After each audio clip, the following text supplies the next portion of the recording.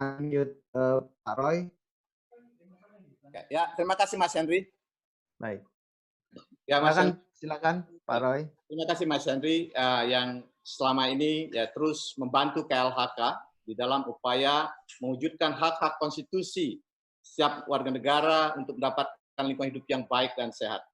Yang saya hormati Ketua Asosiasi Profesor Indonesia, Profesor Arif, kemudian juga di sini ada Profesor Bambang Hero, dan juga Pak Laudes Syarif, Dr. Laudes Syarif, dan juga Dr. Asma Hadi, dan juga semua teman-teman semuanya. Satu kesempatan yang baik bagi kami untuk bisa menyampaikan apa yang kami lakukan berkaitan dengan Karhutla. Saya akan coba sharing beberapa bahan presentasi kami. Belum saya. Host minta dibuka untuk sharing itu. Host. Karena host Pak Alfaribi. Sudah dibuka. Oh, sudah Pak. Share screen. Enggak, saya share screen ya. Ya.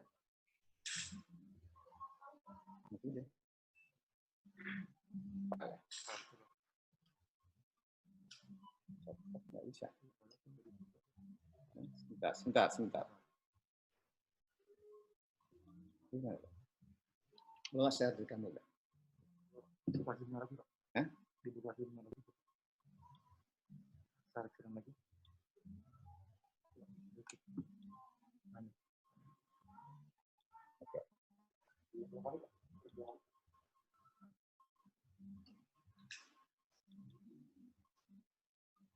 Ya, terima kasih teman-teman semua. Ya, kita akan melihat bagi kami bagaimana peran penting dari ahli, para profesor, dan teknologi dalam penanganan Karhutla di tengah-tengah COVID-19 ini.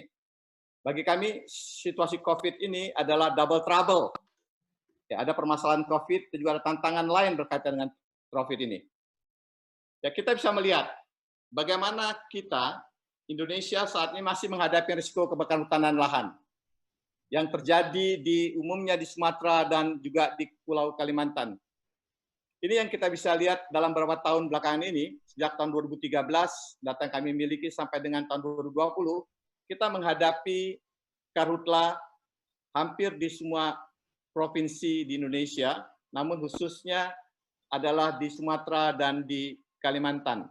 Ini resiko yang kita hadapi saat ini masih terjadi. Kemudian juga kita bisa melihat bagaimana dinamika hotspot selama 5, 6, 7 tahun belakangan ini.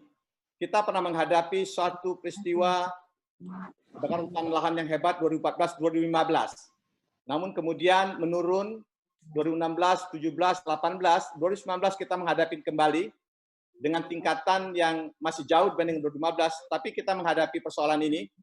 Pada tahun 2020, kami terus-menerus monitor kondisi Karhutla. Di unit kerja ini, di ruangan ini, kami setiap hari monitor Karhutla, dan juga kami menyampaikan hasil monitoring ini kepada pihak-pihak penanggung jawab lokasi agar memperhatikan dan mencegah dan serta menanggulangi Karhutla yang terjadi. Jadi kami terus bekerja. Di tengah-tengah masa COVID ini kami terus bekerja, baik bekerja di kantor maupun di lapangan. Jadi para pohut kami, penyidik kami, pengawas kami masih terus bekerja untuk memastikan bahwa Karhutla ini bisa kita tanganin, termasuk juga kejahatan-kejahatan lingkungan hidup kehutanan lainnya. Kemudian kita bisa melihat bahwa bagaimana intensitas Karhutla ini yang terjadi, baik di areal HGU, areal hutan tanaman, hutan alam, di Sumatera dan Kalimantan. Kita bisa melihat hampir beberapa lokasi yang masih terjadi. Ini dari rekod yang kami miliki. Kemudian juga kita bisa melihat apa yang terjadi pada tahun 2016, 17, 18, kemudian juga pada tahun 2020. Ini kondisi-kondisi Karhutla yang terus kita pantau. Data-data ini menunjukkan bahwa resiko Karhutla itu masih menjadi ancaman ya bagi kehidupan masyarakat kita, dan kita harus memberikan perhatian yang sangat serius dalam penanganan ini. Apalagi di tengah-tengah suasana COVID ini. Ya, kalau tidak kita tangani dengan baik akan menimbulkan double trouble. tidak hanya kita menghadapi COVID, tapi kita juga karhutlah akan memperberat COVID itu sendiri. Ini menjadi tantangan bagi kita semua, dan KLHK sejak bulan Mei sudah mulai melakukan upaya-upaya pencegahan karhutlah, termasuk juga modifikasi cuaca. Ini yang dilakukan. Sementara konteks penegakan hukum, tim intelijen kami, di Center Intelijen kami terus memantau dan juga menyampaikan informasi-informasi yang ada kepada pihak-pihak yang membutuhkan informasi tersebut agar mereka meningkatkan upaya pencegahan, penanggulangan dari karhutlah ini. Kemudian, kalau kita melihat karhutlah, kita bisa melihat apa sih akar masalahnya. Ini menjadi penting agar kita bisa menindaklanjuti ataupun menanggulangi karhutlah itu sendiri. Kami melihat paling ada tiga akar masalah penting yang harus menjadi perhatian kita. Pertama adalah kondisi ekosistem gambut kita yang sudah rentan sekali karena adanya perusakan-perusakan oleh berbagai macam aktivitas yang ada di atasnya, yang tidak sesuai dengan tata ruang dan peruntukan dari ekosistem gambut itu sendiri. Kemudian yang kedua adalah faktor cuaca. Ini harus menjadi perhatian kita, karena kita memahami bahwa beberapa lokasi di Indonesia akan mengalami musim kemarau, dan berbeda satu sama lainnya. Kita ambil contoh untuk di Riau. Riau itu sangat unik. Riau memiliki dua puncak kemarau, yaitu di bulan Maret dan April, kemudian juga Juli dan seterusnya. Sementara daerah lain, itu puncak kemarau itu Juli, Agustus, September. Jadi cuaca sangat penting kita bisa melihat. Kemudian apa langkah-langkah kita lakukan. Dan yang tidak kalah penting, karena kita memahami bahwa karhutlah ini adalah aktivitas manusia. Kami meyakini karhutlah di Indonesia ini 99% diakibatkan oleh aktivitas manusia. Apa yang dilakukan oleh manusia sehingga menyebabkan karhutlah ini? Ya, mereka mencari keuntungan finansial untuk membuka lahan dengan cara membakar, soil conditioning dengan cara bakar, termasuk juga data kami menunjukkan masih adanya korporasi yang minimalis dalam investasi pencegahan karhutlahnya.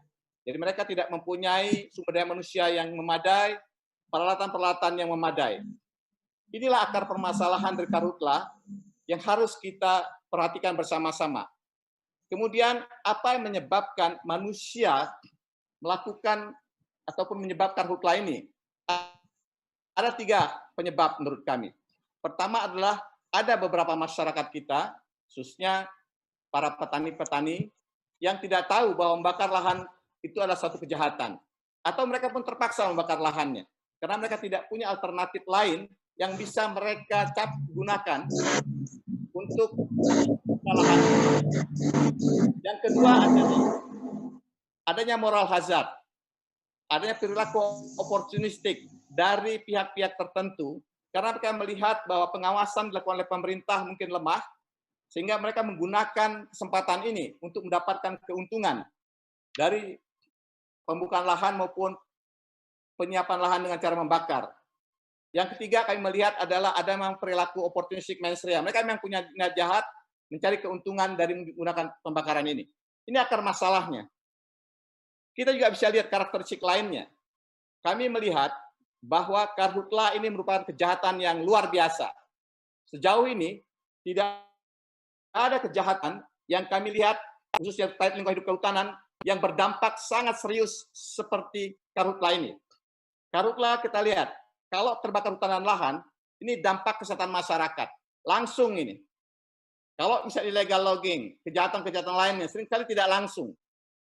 Karhutlah juga menyebabkan kita kehilangan potensi jasa lingkungan dan kehati. Pada banyak lokasi yang saya pernah datangin, kalau dengan karhutlah, kita bisa melihat bahwa satwa-satwa kehilangan tempat mereka berpijak dan tempat mereka untuk berkehidupan ataupun habitat mereka. Potensi bencana ekologis pasti ini, bencana asap bisa terjadi. Kerugian ekonomi, kalau ini karhutlah, penerbangan terganggu, aktivitas pendidikan, aktivitas ekonomi dan lain juga terganggu. Negara juga sangat rugi, dan yang tidak kalah penting juga kerugian negara. Kenapa? Karena sering sekali karhutlah ini menyebabkan transboundary. Karakteristik extraordinary ini di samping dampaknya sangat serius dan sangat menarik di karhutlah adalah yang sangat menantang dengan karhutlah adalah jangka waktunya cukup lama. Sering sekali kejadian ini terus-menerus. Ini yang harus diperhatikan dan cakupan sangat luas. Jadi kami melihat karhutla ini merupakan kejahatan yang berdampak serius. Dan para pelakunya juga sering juga terorganisir, kemudian juga ada terkait juga dengan kriminal-kriminal lainnya, karena ada orang mendapatkan keuntungan di sana, dan juga ada mungkin pihak-pihak lain yang terlibat. Kejahatan karhutla juga sangat kompleks, karena aktornya juga beragam, dan juga modusnya terus-menerus berubah. Bapak Ibu yang kami hormati, saya mohon izin.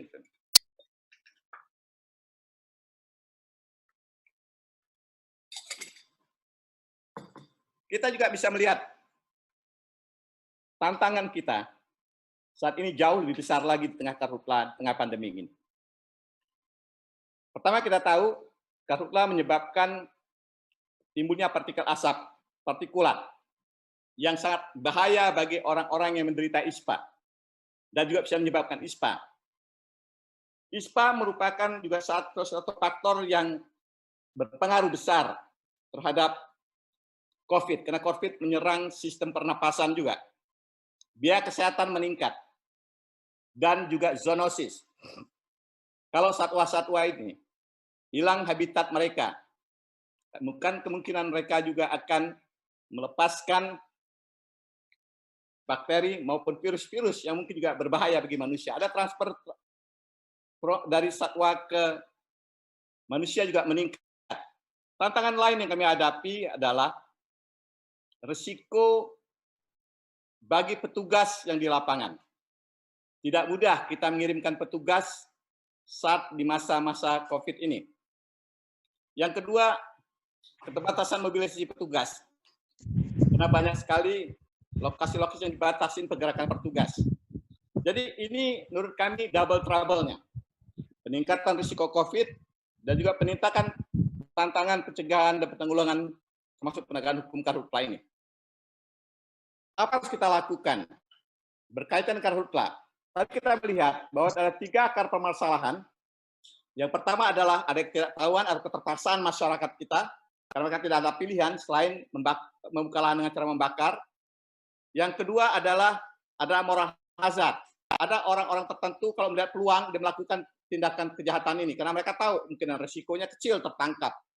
Ya, karena sering sekali karhutla ini berada di tempat yang jauh sekali lokasinya. Yang ketiga adalah memang ada perilaku oportunistik mens rea. Mereka orang-orang yang memang mendapatkan keuntungan secara finansial yang direncanakan dengan baik untuk mendapatkan finansial ini dengan cara membakar lahan. Langkah-langkah harus kita lakukan, tentu kita juga perlu melakukan penyeratahuan, sosialisasi, pembinaan. Kami terus melakukan ini. Pembinaan baik terkait dengan masyarakat maupun juga dengan pihak-pihak korporasi. Kita lakukan ini untuk meningkatkan tingkat kepatuhan. Kemudian juga kita melakukan patroli dan pengawasan. Ini harus melakukan, dan untuk orang-orang berperilaku oportunistik ini, ya, opportunistic behaviors ini yang mendapatkan keuntungan dari kegiatan bakar lahan ini harus kita lakukan penegakan hukum yang seberat-beratnya secara berlapis. Tadi Pak Profesor Arief menyampaikan bahwa harus dilakukan lebih keras lagi terkait dengan perilaku-perilaku opportunistic behaviors ini. Apa sisi yang kita miliki? Ini sangat penting dalam konteks penegakan hukum. Kami sampaikan bahwa penegakan sumber daya alam di Indonesia ini sudah memiliki infrastruktur yang sangat kuat. Kita memiliki undang-undang maupun peraturan terkait untuk operasional penegakan hukum ini sudah lengkap. Banyak sekali yang sudah kita miliki. Dalam konteks Kementerian Lingkungan Hidup Kehutanan, ya kita mempunyai undang-undang berkaitan undang-undang kehutanan, undang-undang lingkungan hidup, undang-undang konservasi, undang-undang pemberantasan kerusakan hutan, dan undang-undang perkebunan, termasuk juga undang-undang TPPU. Ini memberikan ruangan mandat untuk melakukan penegakan hukum sumber daya alam, termasuk di dalamnya penegakan hukum karhutla. Jadi kita sudah memiliki ini. Kita juga punya kelembagaan yang sangat kuat sebenarnya. Banyak yang sudah bisa terlibat di dalam hal ini. Kita punya penyidik, KLHK maupun oleh Pemda, penyidik dari Kementerian Pertanian berkaitan dengan perkebunan, kemudian juga penyidik kepolisian. Kita tahu jaksa juga mempunyai tim khusus berkaitan dengan sumber daya alam, mereka punya satgas. KPK juga memiliki satgas. KPK memiliki program GNPSDA, Gerakan Nasional Pengelolaan Sumber Daya Alam, yang selama ini terus mensupervisi kami. Kami terima kasih kepada Dr. Laude, Pak Laude, yang selama ini terus mendorong KLHK untuk meningkatkan intensitas penegakan hukum berkaitan sumber daya alam, termasuk dengan Karhutla ini. Kemudian kita mengetahui juga masyarakat sipil juga sangat aktif, media massa, termasuk juga para ahli. Kita punya infrastruktur ini. Dan kalau seandainya kita lihat mengapa penegakan hukum belum begitu berjalan, inilah tantangan kita harus kita bahas dalam diskusi ini. Lalu apa yang kami lakukan? Berkaitan penegakan hukum sumber daya alam ini, kami menangani pengaduan. Jumlah pengaduan ini semakin hari semakin meningkat. Ini juga bisa mengindikasikan bahwa masih banyak persoalan di kehidupan hutan harus kami tangani. Dan kami juga melihat sisi positifnya, adanya peningkatan kepercayaan publik pada Gakum KLHK, karena mereka melaporkan kepada kami untuk menangani kasus-kasus yang ada secara langsung. Seharusnya mereka melaporkan kepada pemerintah daerah. Kami juga aktif melakukan pengawasan, sudah ada lebih dari 1.424 perusahaan kami kasih sanksi. Ada 50 gugatan perdata yang kami lakukan. Ada 845 kasus yang kami bawa pengadilan berkaitan dengan pidana. Kami juga melakukan operasi untuk pengamanan kawasan hutan, kemudian termasuk juga illegal logging dan juga satwa lebih daripada 1.363 operasi. Kami melakukan sangat intens kegiatan penegakan hukum ini. Namun memang persoalan-persoalan lingkungan hidup kehutanan termasuk Karhutla ini masih jauh dari jangkauan kami. Mudah-mudahan pertemuan ini kita bisa menemukan solusi-solusi untuk memperkuat ini. Dalam kaitan penegakan hukum Karhutla juga sangat menarik kami katakan. Penegakan hukum Karhutla itu melakukan breakthrough, terobosan-terobosan. Ya, kita melakukan penegakan gugatan perdata. Hampir semua gugatan perdata Karhutla ini dikabulkan oleh Mahkamah Agung. Kami berterima kasih pada Hakim khususnya Mahkamah Agung yang diputuskan oleh pengadilan, dikabulkan pengadilan. Kami mengucapkan terima kasih kepada Hakim di Pengadilan Negeri, Pengadilan Tinggi, dan juga Hakim Agung yang memberikan perhatian yang sangat baik kepada gugatan-gugatan kita. Ini menunjukkan bahwa indubio pro natura, keberpihakan pada alam yang ditunjukkan hakim kita perlu kita apresiasi. Kita memenangkan gugatan perdata berkaitan kehidupan kehutanan ini kurang lebih 19,4 triliun. Ya memang eksekusinya baru 100 miliar lebih. Namun kami katakan prosesnya masih terus berjalan. Jadi putusan gugatan perdata sumber daya alam ini merupakan putusan perdata terbesar dalam sejarah Republik Indonesia. Kami terus bekerja untuk ini. Sudah banyak dilakukan, kami tahu, tapi masih banyak harus kami lakukan. Baik berkaitan dengan illegal logging, lingkungan hidup, satwa, termasuk juga dengan Karhutla ini. Kemudian untuk Karhutla sendiri, kami sudah melakukan sejak tahun 2015 dan juga sebelumnya sudah lakukan. Pada 2015, 16, 17, 18, 19 kita lakukan sangat intensif. 2020 juga banyak kasus-kasus yang terus kita lakukan. Yang terakhir putusan khususnya perdata yang kita lakukan langsung yaitu di Jambi. Kami terima kasih Kepala Besari Pak Asmadi dan Pak Prof Bambang Bambang Hero yang sudah menjadi ahli kita sehingga gugatan kita dikabulkan. Dan masih banyak lagi kasus-kasus lain yang kita lakukan. Jadi penegakan hukum Karhutla secara intensif terus kita lakukan, baik penegakan hukum administrasi, penegakan hukum perdata maupun penegakan hukum pidana. Ini instrumen-instrumen hukum yang terus kita gunakan untuk meningkatkan kepatuhan perusahaan, korporasi, baik ke masyarakat, dan dalam rangka juga menimbulkan efek jera bagi pelaku pembakaran hutan dan lahan ini. Jadi ini langkah-langkah yang kita lakukan di lapangan. Bapak Ibu kami hormati, apa tantangan harus dihadapi? Kami mesti melihat masih adanya gap yang sangat besar antara persoalan yang ada dengan kapasitas dan efek jera yang ditimbulkan. Dan inilah tugas kita bersama, melalui para ahli dan teman-teman yang hadir, memberikan masukan pada kami, agar kita bisa mengurangi gap ini, sehingga efek jera dari penegakan hukum ini bisa diperkuat, dan resiko kebakaran hutan lahan ini bisa kita minimalisasikan. Kita bisa melihat kenapa risiko Karhutla masih ada. Karena masih banyak pihak-pihak membuka lahan dengan cara membakar. Banyak lokasi kawasan ekosistem gambut kita yang masih rusak, yang saat ini terus dilakukan restorasi, namun masih banyak yang belum dilakukan. Jadi ini masih ada resikonya, masih ada gap-nya. Kami juga sering sekali menghadapi perlawanan hukum. Ya, berkaitan penegakan hukum yang kami lakukan, baik itu melalui petitum, gugatan perdata, termasuk juga judicial review. Jadi melalui MK maupun MA. Jadi perlawanan yang dihadapin. Di satu sisi adalah kapasitas penindakan kita juga belum cukup. Dan efek jera juga belum kita dapatkan. Jadi tantangan ini harus kita selesaikan agar penegakan hukum terkait dengan karhutla ini bisa kita lakukan dengan lebih baik dan efektif lagi, sehingga kita tidak mengalami karhutla setiap tahun. Ada proses karhutla, penegakan hukum karhutla yang kita lakukan, ada proses peningkatan efektivitas, namun masih terus kita perlu tingkatkan. Bahwa yang kami lakukan, apa strategi ke depan yang harus kita lakukan? Ada beberapa hal yang kami lakukan menurut kami adalah kami perlu melakukan penguatan ekosistem penegakan hukum, di dalamnya terkait juga dengan penguatan infrastruktur maupun penguatan sumber daya alam, sumber daya manusianya. Berkaitan dengan infrastruktur, kami sedang mengembangkan sistem early warning dan surveillance system. Ini ditingkatkan di ruangan ini, kami punya big data system, dukungan satelit dan sebagainya. Ini kami terus kembangkan untuk memastikan bahwa infrastruktur penegakan hukum terkait dengan karhutla ini bisa mendukung upaya penegakan hukum lebih efektif, khususnya berkaitan early warning dan juga surveillance system. Kami juga melihat bahwa penguatan sumber daya manusia menjadi sangat penting. Dengan menggunakan sains dan teknologi, khususnya juga dukungan para ahli.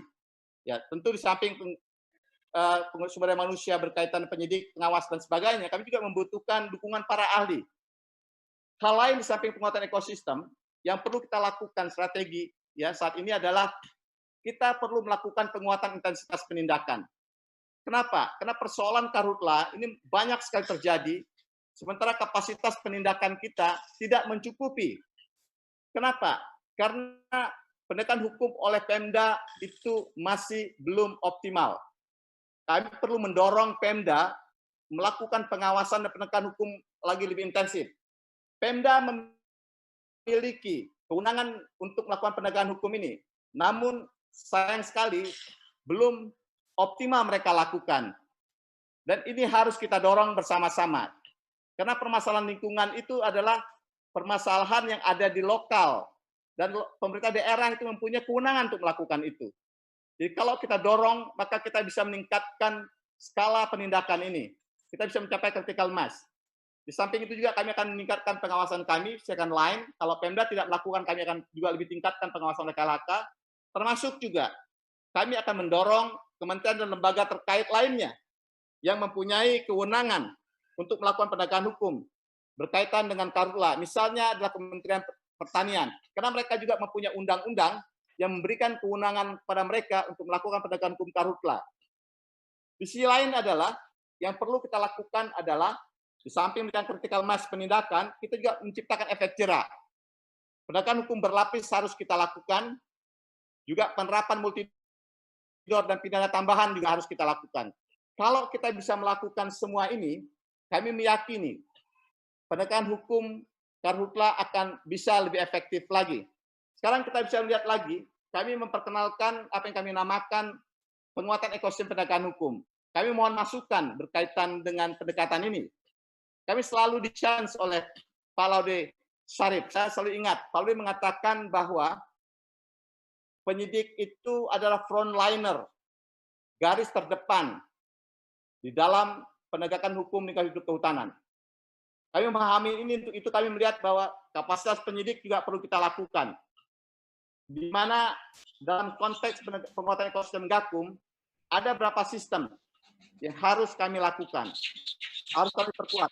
Pertama adalah kami melihat adalah bagaimana kami bisa mengoptimalkan mandat dan kewenangan yang diberikan oleh undang-undang berkaitan penegakan hukum termasuk karhutla ini. Mandat dan kewenangan ini harus menjadi perhatian kami. Bagaimana kami mengoptimalisasikan ini? Kemudian sistem yang akan kami perkuat adalah dukungan pengelolaan sumber daya manusia. Karena bagi kami sumber daya manusia ini adalah kapital, modal terpenting di dalam penegakan hukum lingkungan hidup kehutanan. Ya, kami terus membangun bagaimana kami bisa menciptakan SDM yang profesional, yang SDM berintegritas, profesional, responsif, dan inovasi. Ini tugas kami yang kami sedang pikirkan. Ya, melalui berbagai proses rekrutmen dan juga peningkatan kapasitas. Sistem lain yang perlu kami bangun adalah dukungan pengambilan keputusan. Hari ini kita melihat banyak sekali dari teman-teman dari universitas. Kami sedang membangun sistem pengambilan keputusan untuk mendukung keputusan yang cepat, yang tepat dan juga bersistem ilmiah. Tidak mungkin penegakan hukum tanpa dukungan keputusan yang berbasiskan ilmiah. Ini yang perlu kita lihat bersama-sama. Jadi kami sedang membangun big data system, artificial intelligence, sistem forensik, dan juga dukungan teknologi dan ahli. Sistem lain yang harus kita kembangkan di dalam penegakan hukum adalah sistem kelembagaan. Kita tahu bahwa banyak pihak-pihak yang terlibat dalam penegakan hukum. Untuk itu, bagaimana interaksi antar kelembagaan ini harus menjadi perhatian kita bersama. Pemerintah daerah, ujung tombak sebenarnya dalam penegakan hukum lingkungan hidup kehutanan termasuk karhutla ini. Kalau pemerintah daerah aktif melakukan penegakan hukum, kami memastikan bahwa intensitas penegakan hukum dapat lebih ditingkatkan dan efek jera juga bisa dihasilkan lebih besar lagi. Sistem yang lain harus kita lakukan adalah penguatan sistem peradilan.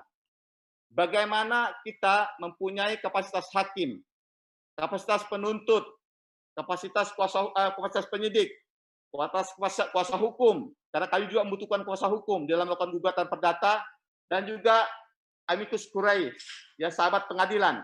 Kalau semua sistem ini kita bangun ya secara intensif dan berkelanjutan, maka kami meyakini bahwa penegakan karhutla ke depan akan menjadi lebih efektif lagi. Kenapa? Karena kita punya SDM yang kuat. Kita memiliki tata kelola yang baik. Kalau tata kelola yang baik, sistem tata kelola kita bangun, maka kami bisa memastikan dukungan publik untuk penegakan hukum akan menjadi lebih baik lagi. Dukungan politik, dukungan lembaga, termasuk juga akan mencegah aparat-aparat kami mempunyai masalah hukum. Jadi kelima, subsistem penegakan hukum ini harus kita bangun dalam kerangka penguatan ekosistem penegakan hukum. Sistem pengelolaan sumber daya manusia, sistem dukungan pengambilan keputusan, sistem kelembagaan, sistem peradilan, sistem tata kelola. Ini harus kita lakukan penguatan sistem ini. Kalau kita ingin mendapatkan penegakan hukum ke depan yang efektif dan juga berkelanjutan. Bapak Ibu hormati Mas Henry dan teman-teman, jadi ini yang harus kita terus bangun, kita membangun sistem civilian, jaringan ahli teknologi untuk memperkuat penegakan hukum karhutla ini ke depan. Kami tidak bisa melakukan ini sendirian, kami membutuhkan dukungan ahli. Kenapa? Tanpa dukungan ahli, dukungan bapak-bapak semua, civil society, maka penegakan hukum tidak akan efektif kita lakukan. Dan yang terakhir, kami terus mendorong tadi ahli Pemda juga menjadi sangat penting. Sebagai penutup yang saya sampaikan bahwa integritas ini menjadi sangat penting bagi aparat hukum, karena tanpa integritas tidak akan ada penegakan hukum.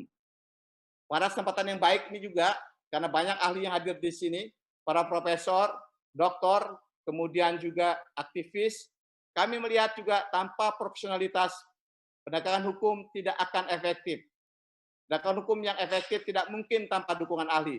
Saya pikir ini Mas Yandri sebagai pengantar diskusi kita. Mudah-mudahan kami sampaikan ini, kami mendapatkan masukan untuk memperkuat penegakan hukum yang lebih baik lagi ke depan, sehingga kita bisa mewujudkan hak-hak konstitusi setiap warga negara, sebagaimana dimanatkan oleh Undang-Undang Dasar pasal 28 huruf H, setiap orang berhak mendapatkan lingkungan hidup yang baik dan sehat. Saya pikir ini kami sampaikan. Terima kasih. Terima kasih Mas Henry. Baik, terima kasih Pak Roy, terima kasih Pak Dirjen tadi.